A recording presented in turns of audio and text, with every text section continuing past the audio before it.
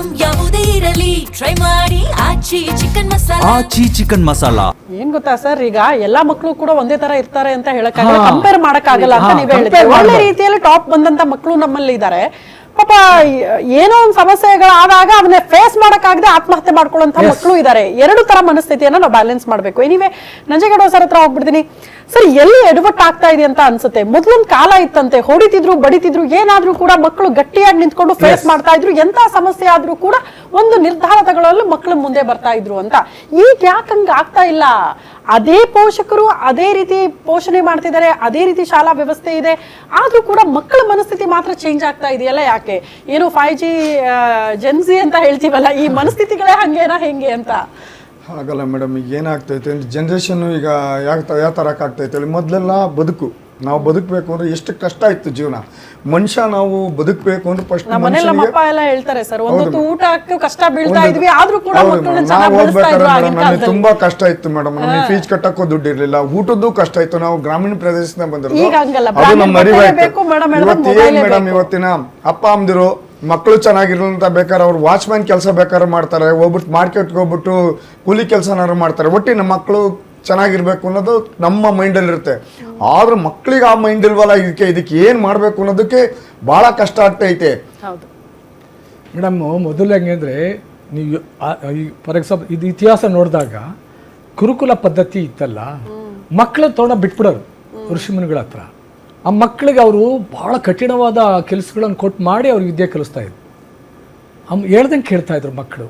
ಹಾಗೇನೆ ತಂದೆ ತಾಯಿಗಳಾದವರು ಕೂಡ ಸ್ವಲ್ಪ ಮಕ್ಕಳಿಗೆ ಕಷ್ಟ ಅಂತ ಏನು ಅಂತ ಅರಿವಾಗಬೇಕು, ಜೀವನ ಅಂತ ಏನು ಅನ್ನೋದು ಒಂದು ಅರಿವು ಮೂಡಿಸ್ಬೇಕು. ಆಮೇಲೆ ಅವ್ರು ಏನು ದುಡಿಮೆ ಮಾಡ್ತಾರಲ್ಲ ಅದ್ರ ಕಷ್ಟ ಅಭಿಪ್ರಾಯ ತಗೊಂಡು ಬರ್ತೀನಿ ನಾನು. ಮ್ಯಾಮ್, ಹೆಂಗೆ ಮಕ್ಕಳಿಗೆ ಅರ್ಥ ಮಾಡಿಸೋದು ಹೆಂಗೆ ಸಿಚುವೇಶನ್ ಅನ್ನ? ಯಾವ ತರ ಅರ್ಥ ಮಾಡಿಸ್ಬೇಕು? ಹೊಡೆಯಂಗಿಲ್ಲ, ಬೈಯಂಗಿಲ್ಲ, ಜೋರಾಗಿ ಮಾತಾಡಂಗಿಲ್ಲ, ಹೆಂಗ್ ಅರ್ಥ ಮಾಡ್ಸೋದು ಹೇಳಿ? ನಾವು ನಮ್ ಪೇಷನ್ಸ್ ಎಷ್ಟರ ಮಟ್ಟಿಗೆ ಇಟ್ಕೋಬೇಕು ನಾವು ಪೋಷಕರು? ಈಗ ನೀವು ಇವ್ರಿಗೆ ಕೇಳಿದ ಪ್ರಶ್ನೆಗೂ ಉತ್ತರ ಕೊಡ್ತೀನಿ ನಾನು. ಏನಕ್ಕೆ ಮುಂಚೆ ಹಂಗಿರ್ಲಿಲ್ಲ, ಮುಂಚೆ ಎಲ್ಲ ಹೊಡೆದ್ರು ಬಡಿದ್ರು ಸರಿ ಇರ್ತಿದ್ರು, ಇವಾಗ ಯಾಕೆ ಮಕ್ಕಳಿಗೆ ಏನು ಚೂರು ಅಂದ್ರು ಹಿಂಗಾಗ್ತಾ ಇದೆ?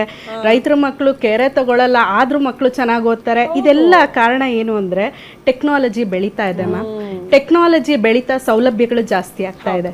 ಸೌಲಭ್ಯಗಳ ಜೊತೆಗೆ ಇನ್ಸೆಕ್ಯೂರಿಟಿ ಜಾಸ್ತಿ ಆಗ್ತಾ ಇದೆ. ಆಮೇಲೆ ಪ್ರೆಷರ್ ಜಾಸ್ತಿ ಆಗ್ತಾ ಇದೆ, ಎಕ್ಸ್ಪೆಕ್ಟೇಷನ್, ಡಿಸೈರ್ಸು ಮಕ್ಕಳ ಮೇಲೆ. ಏನು ನೀನು ಫಸ್ಟ್ ರ್ಯಾಂಕೇ ಬರಬೇಕು, ನೀನು ಅದನ್ನೇ ಸಾಧಿಸ್ಬೇಕು, ನೀನು ಇದನ್ನೇ ಮಾಡಬೇಕು, ಈ ಥರ ಪ್ರೆಷರ್ನ ಹಾಕ್ತಾ ಇದ್ದಾರೆ ಪೇರೆಂಟ್ಸ್ಗಳು. ಸೊ ಈಗ ಬೋರ್ಡಿಂಗ್ ಸ್ಕೂಲಲ್ಲಿ ಆ ಮಗು ಆತ್ಮಹತ್ಯೆ ಮಾಡ್ಕೊಂಡಿರೋದ್ರ ಬಗ್ಗೆ ನಾವು ನೋಡೋದಾದರೆ ಅದು ಕೇಸ್ ಬೇರೆ. ಅಬ್ಯಾಂಡನ್ ಫೀಲಿಂಗ್ ಇರ್ಬೋದು ಮಗುಗೆ, ಹೋಮ್ ಸಿಕ್ನೆಸ್ಸು ಅಥವಾ ಆಂಗ್ಸೈಟಿ ಪ್ರಾಬ್ಲಮ್ ಇರ್ಬೋದು. ಸೊ ಅದು ಬೇರೆ ಕೇಸನ್ನೇ ನಾವು ನೋಡ್ಬೋದು. ಈಗ ಓವರಾಲ್ ಆಗಿ ಎಲ್ಲ ಮಕ್ಕಳದ್ದು ನಾವು ತಗೊಳ್ಳೋದು ನೋಡೋದಾದರೆ, ಈಗ ಮಕ್ಕಳಿಗೆ ಭಾವನೆಗಳನ್ನು ಹೇಳ್ಕೊಡೋದು ಅಗತ್ಯ. ಈಗ ಮನೆಯಲ್ಲಿ ನಾನು ತಂದೆ ತಾಯಿಗಳಿಗೆ ಹೇಳೋದಾದರೆ, ಮಕ್ಕಳು ಮನೆಗೆ ಬಂದ ತಕ್ಷಣ ಏನೋ ಒಂದು ಪ್ರಾಬ್ಲಮ್ ನಿಮ್ಮ ಹತ್ರ ಹೇಳ್ತಾರೆ, ನಂಗೆ ಅವ್ರು ಸರಿ ಇಲ್ಲ, ಇವ್ರು ಹೊಡೆದ್ರು, ಅವ್ರು ಹೊಡೆದ್ರು ಅಂತ ಹೇಳಿದ ತಕ್ಷಣ ಮಕ್ಕಳಿಗೆ ನಿನಗೆ ಏನು ಫೀಲ್ ಆಗ್ತಾ ಇದೆ ಅನ್ನೋದನ್ನು ನೀವು ಕೇಳಬೇಕು. ಅಯ್ಯೋ ಅವ್ನು ಹೊಡೆದ್ರೆ ನಾಳೆ ಬರ್ತೀನಿ ಸ್ಕೂಲಿಗೆ, ಅವ್ರನ್ನ ಕೇಳ್ತೀನಿ, ಇವ್ರಿಗೆ ಕೇಳ್ತೀನಿ, ಅದು ಹೆಂಗೆ ಮಾತಾಡಿದ್ರು, ಈ ಥರ ಎಲ್ಲ ಉತ್ತರ ಕೊಡಬಾರ್ದು ಮಕ್ಕಳಿಗೆ. ಮಕ್ಕಳಿಗೆ ಭಾವನೆಗಳನ್ನು ಗುರುತಿಸೋದನ್ನು ಹೇಳ್ಕೊಡ್ಬೇಕು. ಯಾಕಂದರೆ ಬ್ರೈನಿಗೆ ಯಾವಾಗ ಥ್ರೆಟ್ ಅಂತ ಗೊತ್ತಾಗುತ್ತೋ ಆಗ ಬ್ರೈನ್ ಕೆಲಸ ಮಾಡೋದಕ್ಕೆ ಶುರು ಮಾಡುತ್ತೆ. ಸೊ ಈಗ ನೀವು ಏನೇ, ಈಗ ಸ್ಕೂಲ್ಗೆ ಹೋಗಲ್ಲ ಅನ್ನತ್ತೆ ಮಕ್ಕಳು ಬೆಳಗ್ಗೆ ಎದ್ದ ತಕ್ಷಣ. ಆವಾಗ ಸ್ಕೂಲ್ಗೆ ಹೋಗಲ್ಲ ಅಂದರೆ ನೀನು ಸೋಂಬೇರಿ, ನೀನು ಅಂಥವನು, ಎಲ್ಲ ಮಕ್ಕಳು ಚೆನ್ನಾಗಿದ್ದಾರೆ, ನೀನು ಯಾಕೆ ಹಿಂಗೆ ಹುಟ್ಟಿದ್ಯಾ, ಈ ಥರ ಎಲ್ಲ ಮಕ್ಕಳಿಗೆ ಅಂದೇನೆ ಸ್ಕೂಲ್ಗೆ ಹೋಗಲ್ಲ. ಕಾರಣ ಏನು ಫೀಲಿಂಗ್ ಬರ್ತಾ ಇದೆ, ಕಾರಣ ನೀನು ನನಗೆ ಸ್ಕೂಲ್ಗೆ ಹೋಗದೆ ಇರೋದಕ್ಕೆ ತಿಳಿಸು ಅಂತ ಹೇಳಬೇಕು. ಇನ್ನೇನೇ ಮಕ್ಕಳು ನಿಮ್ಮ ಹತ್ರ ಮಾತಾಡ್ತಾ ಇದ್ದಾರೆ ಅಂತ ಅಂದರೆ ಮಧ್ಯೆ ಇಂಟರಪ್ಟ್ ಮಾಡಿ ಅವರು ನೆಗ್ಲೆಕ್ಟ್ ಮಾಡೋದು, ಇಂಟರಪ್ಟ್ ಮಾಡೋದು, ಅಥವಾ ಬ್ಯುಸಿಯಾಗಿ ಬೇರೆ ಫೋನ್ ನೋಡ್ತಾ ಇರೋದು ಮಾಡ್ದೇನೆ ಅವ್ರ ಮಾತನ್ನು ಕಂಪ್ಲೀಟ್ ಆಗೋವರೆಗೂ ಕೇಳಿಸ್ಕೋಬೇಕು. ತುಂಬ ಪೇರೆಂಟ್ಸ್ಗಳು ಮಕ್ಕಳು ಮಾತು ಕಂಪ್ಲೀಟಾಗಿ ಕೇಳಿಸ್ಕೊಳ್ಳೋದಿಲ್ಲ. ಯಾಕಂದರೆ ನಿಮ್ಮದೇ ಆದ ಬ್ಯುಸಿ ಇರ್ತೀರ, ನಿಜ. ಎಷ್ಟೇ ನೀವು ಬ್ಯುಸಿ ಇದ್ದರೂ ನೀವೆಲ್ಲ ಮಾಡೋದು ಯಾರಿಗೋಸ್ಕರ? ಮಕ್ಕಳಿಗೋಸ್ಕರ ಮಾಡೋದು. ಸೊ ನೀವು ಆ ಕ್ಷಣದಲ್ಲಿ ನಿಮ್ಮ ಅವೇರ್ನೆಸ್ ಏನಿರಬೇಕು ಅಂದರೆ ಮಕ್ಕಳು ಏನು ಮಾತಾಡ್ತಾ ಇದ್ದಾರೆ ಅನ್ನೋದನ್ನು ಪೇಷನ್ಸಿಂದ ಜಡ್ಜ್ ಮಾಡ್ದೇನೆ, ಹಿಂಗಿರ್ಬೋದಾ, ನೀನೇನು ತಪ್ಪು ಮಾಡಿದೆ, ನೀನು ಸರಿ ಇದೆಯಾ, ಈ ಥರ ಎಲ್ಲ ಪ್ರಶ್ನೆಗಳನ್ನು ಕೇಳಬಾರ್ದು. ಅವರಿಗೆ ಭಾವನೆಗಳು ಏನಾಗ್ತಾ ಇದೆ, ಕೋಪ ಬರ್ತಾ ಇದೆಯಾ, ಅವ್ರು ಯಾವಾಗ ಓ ಇದು ಕೋಪ, ಇದು ಫ್ರಸ್ಟ್ರೇಷನ್ನು, ಇದು ಅಶಾಂತತೆ, ಈ ಥರ ನೇಮಿಂಗ್ ಮಾಡೋದನ್ನು ಅವರು ಕಲಿತಾ ಹೋಗ್ತಾರೆ. ಯಾವಾಗ ಅವರು ಸ್ಕೂಲಲ್ಲಿ ಅಥವಾ ಬೇರೆ ಕಡೆ ಬೇರೆ ಪರಿಸ್ಥಿತಿನ ಎದುರಿಸ್ಬೇಕಾದ್ರೆ ಅವ್ರಿಗೆ ಅನಿಸುತ್ತೆ ಓ ನನಗೆ ಕೋಪ ಬರ್ತಿದೆ, ತಕ್ಷಣ ಬ್ರೈನ್ ಕೆಲಸ ಮಾಡುತ್ತೆ. ಸೊ ಈ ಭಾವನೆಗಳನ್ನು ನೀವು ಮನೆಯಲ್ಲಿ ಟ್ರೈನ್ ಮಾಡೋದನ್ನು ಕಲಿಸ್ಬೇಕು.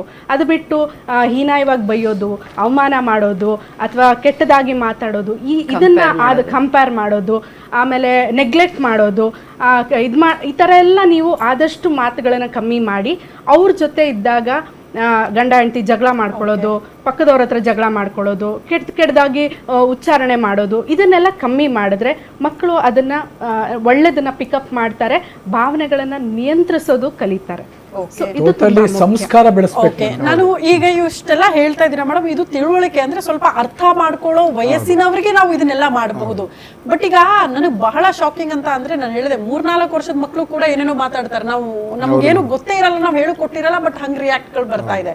ಇದನ್ನ ಹೆಂಗ್ ಸರಿ ಮಾಡೋದು? ಆ ಮಕ್ಳಿಗೆ ಅರ್ಥ ಮಾಡ್ಕೊಳ್ಳೋ ಮನಸ್ಥಿತಿನೂ ಅಲ್ಲ, ಪಾಪ ಇನ್ನ ಆಟ ಆಡೋ ವಯಸ್ಸು, ಆದ್ರೂ ಕೂಡ ದೊಡ್ಡ ದೊಡ್ಡ ಮಾತುಗಳು ಬರ್ತಾವೆ ಒಂದೊಂದ್ಸಾರಿ.